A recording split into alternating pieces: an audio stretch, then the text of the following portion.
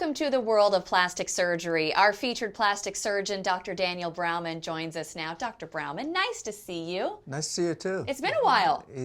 How are you? I'm well. Actually, it has been, and it's really nice to see you, and there's a lot to talk about. You've had some exciting things going on.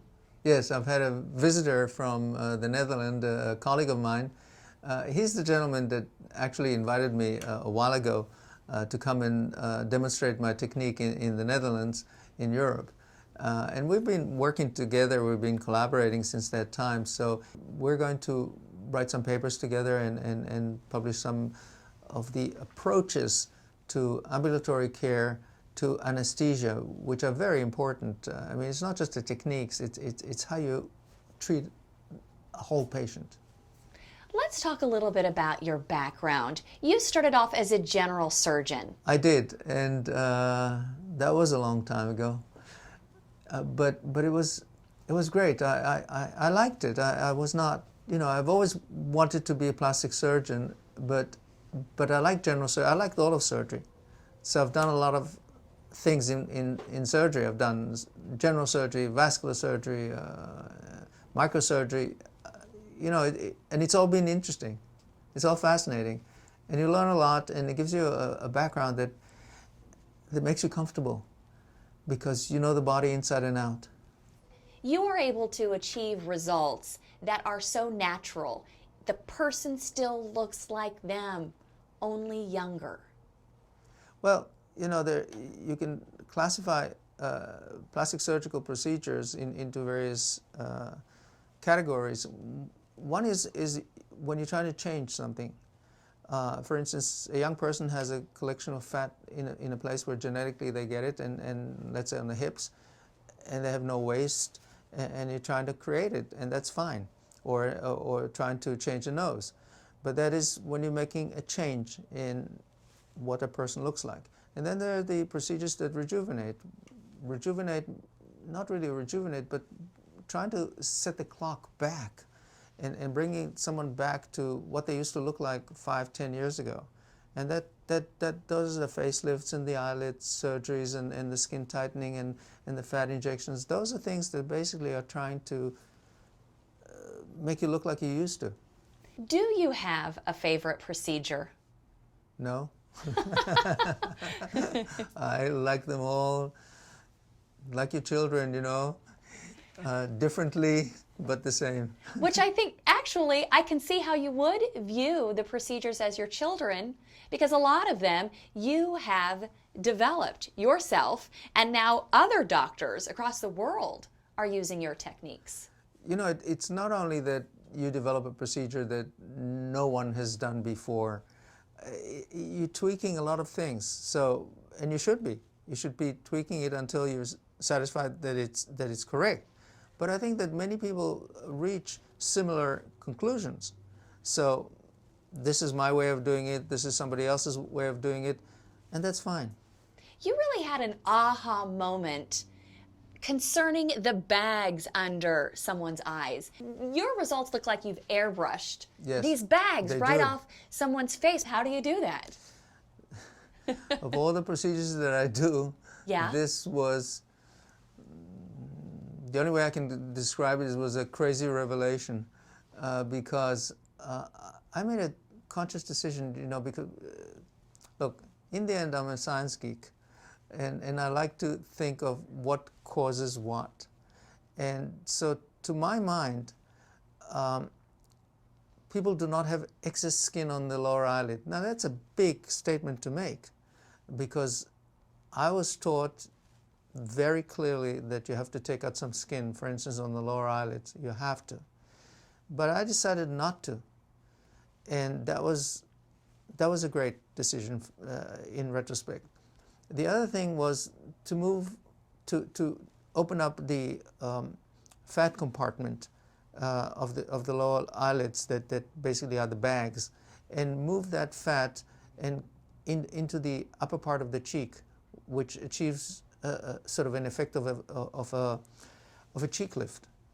And the third component was to, in essence, flip up that line that I detached, because we all have rings under the eyes. And the reason why you have a ring under your eye, you have this demarcated circle, is because any time you have anything in the body that is demarcated sharply, there's a ligament or an attachment that goes down to the bone or to the muscle. And when you detach it, you are softening, eliminating, doing something to it. And those were the three components. And the results, they are also long-lasting. Yes, yes. I think I've been doing it for over 10 years now. I never know how long I've been doing it until I see someone on whom I've operated about 10 years ago or something like that. And then I realize that I have never, maybe I don't want to jinx myself, but I have not had to do an eyelid surgery procedure on anyone twice in the past 10 years. Because either they've aged or it just didn't come out or anything like that. None of them. That's amazing. That is great. You've been a plastic surgeon for 35 years. 35 years. I bet you have seen a lot of changes and evolution. You've probably seen fads that have come and gone. And as far as liposuction, what is your technique for liposuction? The best I can describe it is it's well, there's no shortcuts to liposuction, first of all. That's the most important thing. You cannot just do it quickly and get away with it, because you're not going to do it evenly. That's number one. Number two, the technique is anatomical liposuction. What do I mean? You need to know exactly where you are in that layer of fat. Are you close to muscle, close to skin, etc., and how even you are. You need to create that evenness. And that has a lot to do with the anatomy of the body, especially when you're talking about an area like an abdomen or a stomach, that is. You also use the technique of contour mapping. Tell us about that. You know, it's interesting because it comes from, I love doing everything, and the reason I love doing everything is because all your perspective and ideas come from other things. They don't come from inside of what you're doing. They come from different things in your life or in experiences. So, for example, contour mapping is simply a navigation tool. Just like you navigate on the outside on hills and valleys, the body is not a two-dimensional thing. It's three-dimensional. So you've got lumps and bumps and ups and downs and depressions and, So you have to basically map it. So before the surgery, I usually will put a map on a person, whatever I do, so that when they lie down, for example, I have that map of where the up is, where the down is, and it's very precise.